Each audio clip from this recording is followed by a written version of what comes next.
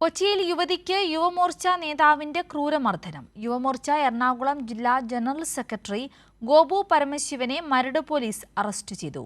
യാതൊരു കാരണവുമില്ലാതെയായിരുന്നു മർദ്ദനമെന്നും തനിക്ക് ജീവന് ഭീഷണിയുണ്ടെന്നും യുവതി പറഞ്ഞു.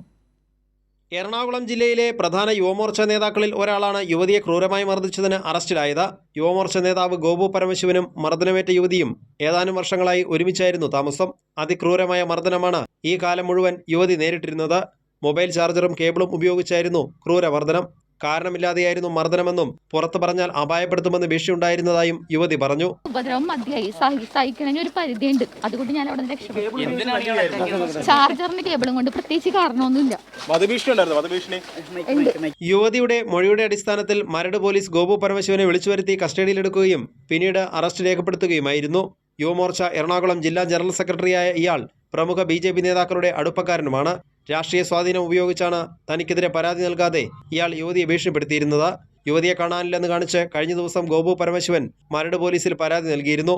തുടർന്ന് പോലീസ് യുവതിയെ ഫോണിൽ വിളിച്ചപ്പോഴാണ് മർദ്ദന വിവരം അറിഞ്ഞത്. സംഭവം പുറത്തു പറഞ്ഞാൽ മക്കളെ ഉൾപ്പെടെ അപായപ്പെടുത്തുമെന്ന് ഭീഷണിയുണ്ടായിരുന്നതായും യുവതി പോലീസിന് മൊഴി നൽകിയിട്ടുണ്ട്. വധശ്രമം ഉൾപ്പെടെ ചുമത്തിയാണ് ഗോപു പരമശിവനെതിരെ മരട് പോലീസ് കേസെടുത്തിട്ടുള്ളത്. കൈരളി ന്യൂസ്, കൊച്ചി.